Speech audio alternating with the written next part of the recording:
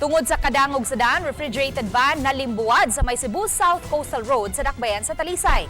Motorista nga nadatugan, patay. Ang detalye sa report ni Femari Dumabo. Patay nga nadangat sa tambalanan si Sagani Alvarado, 42 anyos, taga lungsod sa Aluginsan. Gituwang severe internal injuries ang hinungdan sa kamatayon niini, diyang nalagpot ug nadatugan sa nalimbuwad nga van sa Cebu South Coastal Road, utlanan sa Barangay Dumlog ug poblasyon sa Dakbayan sa Talisay.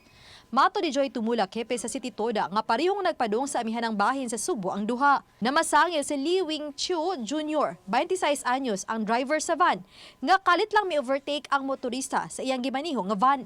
Matawag na ko ni siya nga freak accident tungod kay base sa naangkon nga kadaot sa biktima, wa man magutay-gutay ang iyang gisulob, gawas lang nadatugan siya sa maong van.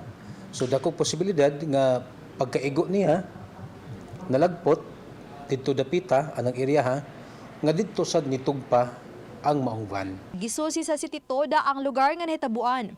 Samtang asawa sa namatay nga motorista ang desidido sa pagpasaka gyud og kaso ngadto sa driver sa van. Pahil lang din may ma'am.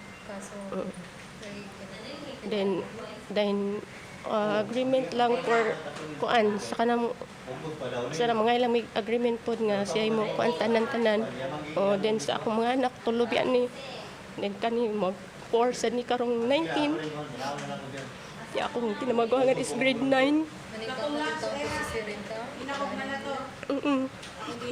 Ora biya taong saligan.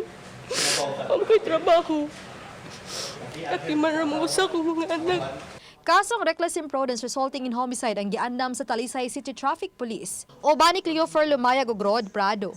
Femari Dumabok. GMA Regional TV Live.